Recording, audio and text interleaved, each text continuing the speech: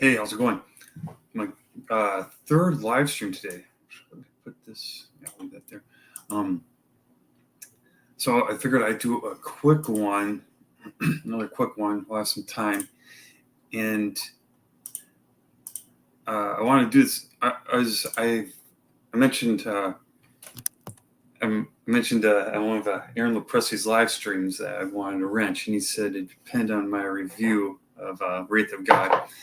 So, but I'm still working my way. I got Garbage Man as part of it. As part of the campaign. This is the first time I've gotten any of Aaron's stuff, and so I ordered Garbage Man, Wraith of God Part 1, and his new one, the latest one that came out. And I haven't finished Garbage Man yet, but I was hoping maybe I could get a wrench early. No, actually,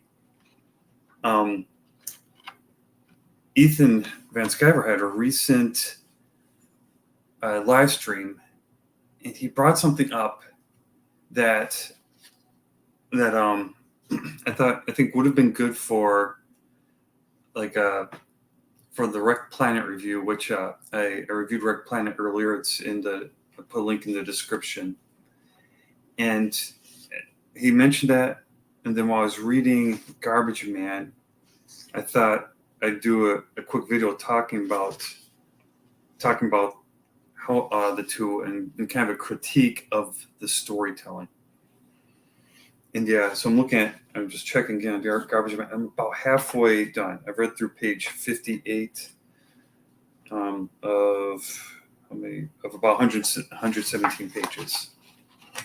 So yep, just about, there's a couple extra pages of art, so just about halfway done. And so first I'll start off saying Aaron's art is great. I do think Ethan's is a bit better. That's not the main point I want to compare, but just to bring up for review.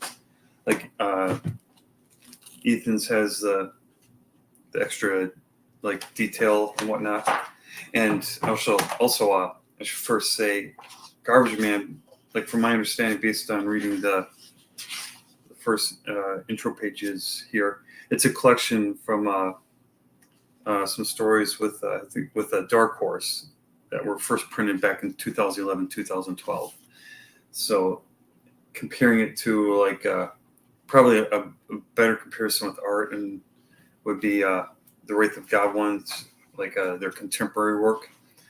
So some of the stuff may be updated since then.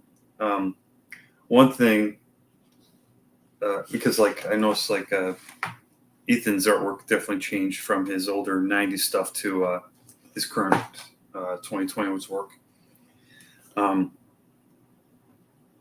Another thing with the art that I like with Ethan's is, and this isn't as, of course, this is more so the colorist. Aaron had both of them had different colorists.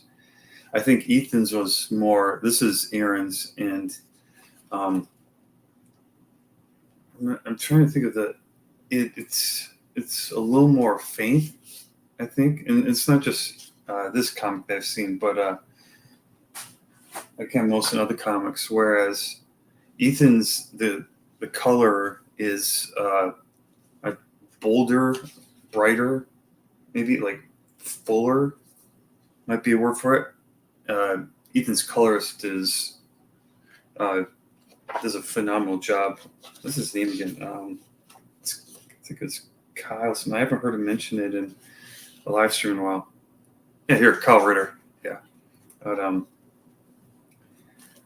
But yeah, I've talked about Ethan's art before and how good it is, and yeah, just the detail and the fight scenes and whatnot, different poses, and Aaron has some really good. Aaron's poses and expressions are really good too.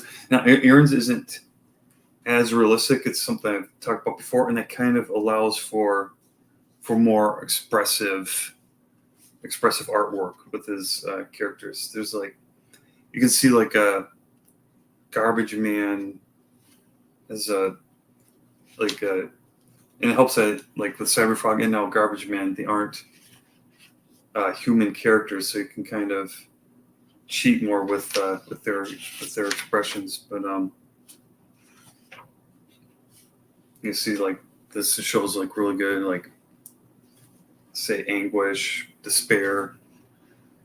Um, as far as just as far as characters, I've mentioned my bias before. I really like frogs and tech, like cybernetic stuff. So Cyberfrog gets the nod for me. I do look. I like the. I never read the comics for like Swamp Thing or Man Thing, but they had the '90s cartoon, and I really liked that. I watched several episodes of that, and I really liked his like that type of superpowers. It was a lot like I see a lot like the symbiotes, like with Venom and Carnage, and so now and yeah, like there's Aaron's still I think revealing some of his powers. I think it appears like he's got like an extra like a say like maybe invincible left hand, kind of like Hellboy, but I think he may reveal that more more about the character as he goes, and that's that kind of segues into what I wanted to compare between the two as far as storytelling. And I gotta see if I can find the panel again. Now again, this is a huge spoiler if you don't have Rekt Planet, but I guess see if I can find the exact panel. There is a panel where,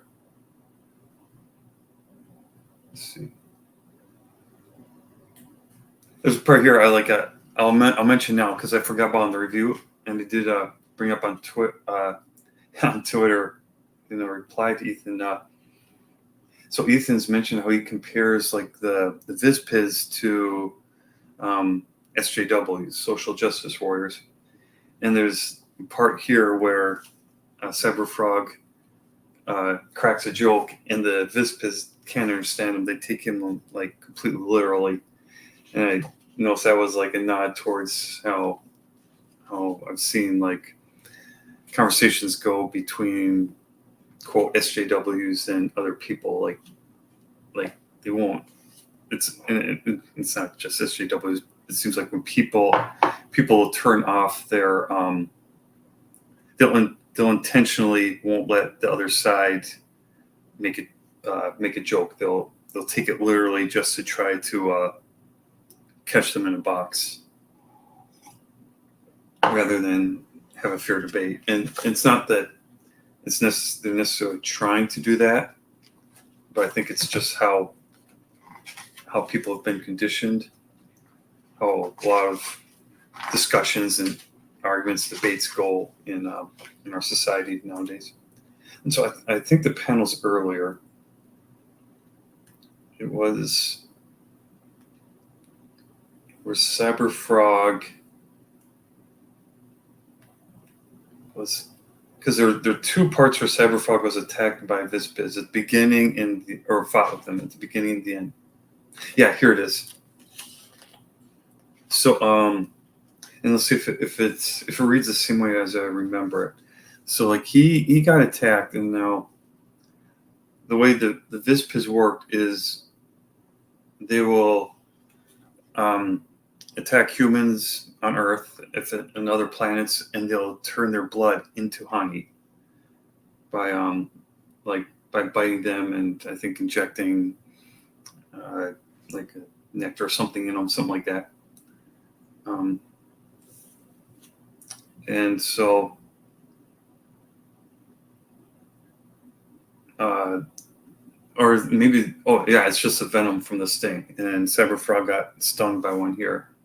So I knew humans that got stung, they would like become bloated, and Cyberfrog starts here, and their blood is turned into honey that the Vizpiz feed off of. And And so after he gets rid of the Vizpiz, he's got the venom. And let's see, system check. Are you okay? Infection detected. Okay, there's an anti-venom process initiated. And it says, they can't use, Cyberfrog says, they can't use my blood. It won't chemically change into honey like a human's does. Even in offline mode, my body is rejecting the venom. And then it's just system status restored, and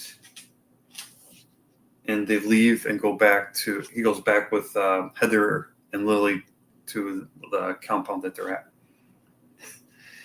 And so it says in the live stream, spoilers warning again. Ethan asked, so does anyone know why Cyberfrog's blood was infected? And it's because he's cold-blooded. And this wasn't like pointed out in Rekt Planet like it was that when Ethan talked about it, and maybe it will be in a Cyberfrog 3 Red Extermination. But yeah, the way Ethan went on to describe it was that because Cyberfrog was supposed to be a human, with his origin story, but because he got ended up a frog, he's cold-blooded instead of warm-blooded, and so the Vespes venom wouldn't work on him. So it was like the accident ended up saving him, the accident of him being a frog instead of a human. And I think that could be clear here. And kind of how I want to compare it to Garbage Man is well, first I'll finish here. Like he says, anti-venom process initiated. Now it's just this real quick sentence here. They can't use my blood. It won't, or a couple sentences. It won't chemically change into honey like a human's does. And so it's kind of like when he says like the anti-venom process initiated, infection detected, system check. It's leading up. That kind of gives the impression that it's his cybernetics that are protecting him, that are healing him.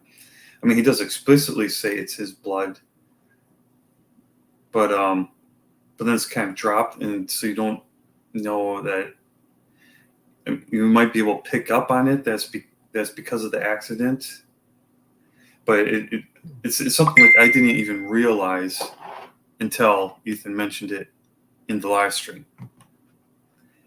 And I think, and like one thing he even talked about it before, and I've come across it a lot, like working as a software engineer and doing documentation and like working on my commentaries, is you can't expect the audience to know what you know or to infer what you want them to. It's kind of like there are things where I have to really state explicitly.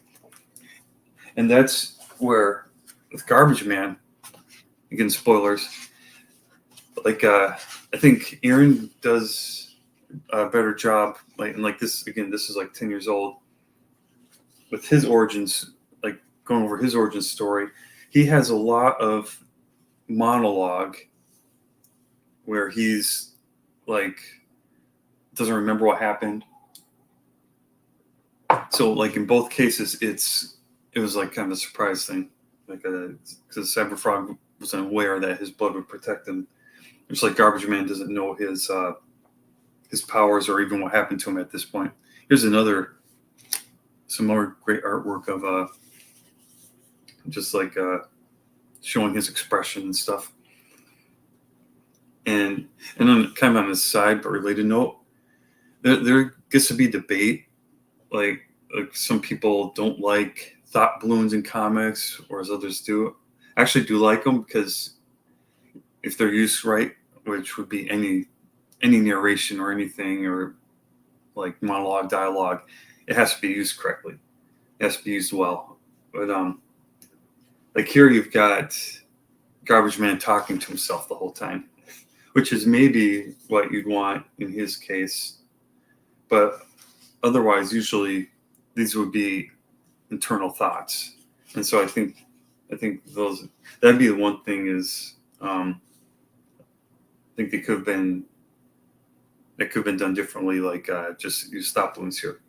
But yeah, it's and part of this maybe the fact that this was a series versus like Ethan trying to do a single, like putting in a single book, but it's really explicit where Garbage Man is like, what's going on? Where am I? I don't remember anything. Why?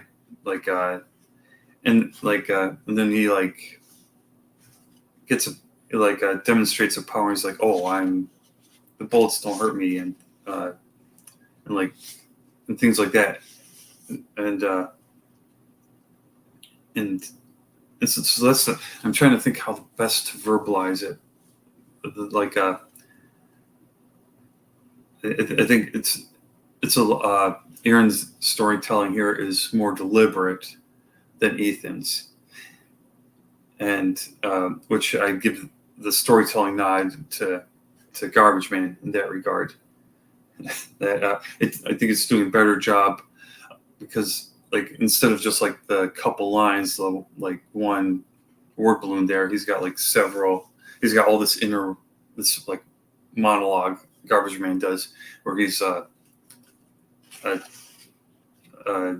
talking about what's happening to him, and that helps the reader remember it better. And also the pacing. How I prefer the Garbage Man pacing. Like I mentioned earlier with like Rekt Planet, and in my review I said it's kind of the opposite of Blood Honey. Like Rekt Planet, it's like Blood Honey was specifically intentionally 3 parts, and it's like the middle part had the most action, and the first and last part were more like a prologue and epilogue, versus Rekt Planet had action at the beginning and end, and the middle part was him like getting to know, like reuniting with Heather and getting to know the other people there. And Garbage Man, I prefer like how Garbage Man does it. It keeps going back and forth between like some flashbacks. It with him just wandering and questioning what's going on, and then action scenes and fight scenes, like where he goes back and visits the lab where he was changed into Garbage Man, and like where he runs into other monsters that were created, and that's like a part of storytelling that I've even heard them talk about in streams. Like if you're always like keep at a high intensity, or if you keep it like at a low intensity, the reader will, and this happens in movies too, the viewer will, their mind will check out. They need to have not constant frenetic, like frantic changes, but kind of like well-paced changes. And so I give the nod again to, I think Garbage Man, from what I've read so far, the first half of it does a really good job of that. And also one thing, like I was kind of worried that he was going to be made out of literal garbage given the name, but they do actually later on in here explain his name. He's not actually made out of garbage. He's made out of earth, and which I think is which is a lot better. So yeah, his powers are a lot like, I remember, Swamp Things, but yeah. So I think that's pretty much it. So yeah, keeping this pretty short. Just I want to think of a good way to summarize and verbalize, like what my exact point is. Like just I think like being more I think the word is deliberate that I used earlier. Like Aaron's storytelling is more deliberate, and I think that resonates with the reader better. At least, like for me, it did. Whereas Ethan's point that he's like kind of got lost there, and maybe he'll go into it more again in Red Extermination, which then I hope he does like a flashback, because like when you're reading through it, you might, when you're reading through comic, you might forget that scene. Just like even like within a movie, they'll do flashbacks to earlier in the movie, in case say the viewer forgot that part. Like with the comic, you could turn back to it, but you might not think to turn back to it. So hopefully, Ethan does do, if this comes into play, like if it comes up again, which hopefully it will, because in his live stream it made it sound like it's a pretty important part. Like it's really neat with the storytelling, that the idea that that he's able to survive because he's accidentally a frog. I think a way to have made it more deliberate is, now there's another character in Salamandroid Death Sting. So now I'm going to go into spoilers for this. And I can't remember if I reviewed this at all. I think I did a little bit. Yeah, I do. Because I remember talking about the cover. And I think asking this question. So this is what like a human would look like merged with the alien. I forget what. I'm really bad with names, but like this alien, the mechanical aliens that Cyberfrog is a part of, and Salamandroid. This is what human look like. This is one with a scorpion. And again, I mentioned this before, but I'm not sure how the size work. That like the little animals become really big, but then the human just stays the same size. Now, another spoiler: he gets killed in this comic by Scorpion, and I think what would have, the very next page, it's pretty gruesome, so I won't show it on here. But I think what would have been better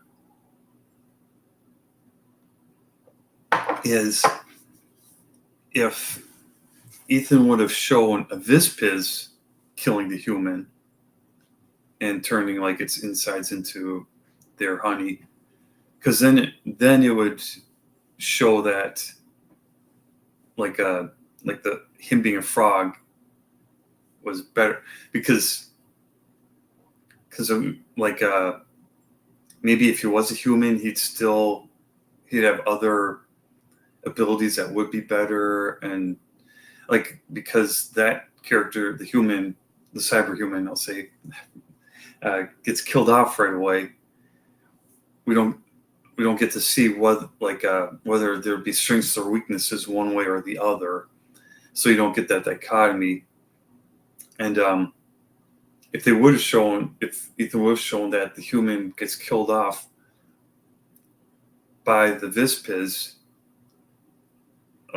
by their sting, whereas Cyberfrog, because he's a frog, survives, then that would really demonstrate the benefit of him being a frog instead, especially if Cyberfrog witnessed it happening to Cyberhuman.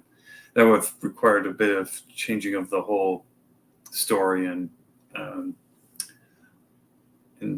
I'd have to think about all the layout and how it would have worked. And so, but I think that would have better conveyed it. Though, yeah, I'm hoping Ethan sticks landing with the whole idea. It's kind of like it's like an act of fate, like an act of God, is what ends up saving them in the long run. Is a lot of times, even in the Bible, you see like it's like things will get worse and worse before then God will come in and save them, like when he delivered the Israelites out of Egypt. So it's been so you want to first look like the accident ends up being a detriment. That him accidentally being frog is a detriment. Which and this would have been interesting. Like, and I think probably what would have been better is if you had like say the cyber human and cyber frog both around the same time, and like this would have required a lot more backstory. And Ethan already had his 90s work done, so it makes sense they'd want to build off that. Maybe he could have used some kind of flashbacks or another book, but if you have had, say, the Cyber Frog, Cyber Human both active at the same time, and say you see like Cyber Human is more powerful, or even just when the Vispas invasion starts, they could have had them both fighting the Vispas and showing the human like is a lot more powerful and stuff, and he's able to kill more, etc. at first, but then eventually he does get stung, and then he dies right away. And then everyone is in Cyberfox, especially thinking like, oh, if he can't stop him, then there's no way I can. But then later on, have him stung and find out the sting has no effect on him. I think that would have been an even like more deliberate way of showing the benefits of the accident. Because then it's like, the accident is like, looks like a really bad thing, and it turns out to be a blessing. I think that would have been a better way to tell the story. I still highly recommend the Cyberfrog books. I've backed Cyberfrog 3, and I'm looking forward to getting that. So I still highly recommend it. It's just, I know they talk about in videos and streams to discuss the story, and those are just my thoughts on it. And I don't mean for them to be critical. I hope that they're helpful. And I think that's all my thoughts for now. So, yeah, if you enjoyed this, I ask that you give it a thumbs up, that you like this video. Please subscribe to my channel. Check out my other content there, and please feel free to share and leave comments below. And especially if you have any questions or any further thoughts, please leave them in the comment. And thank you for watching.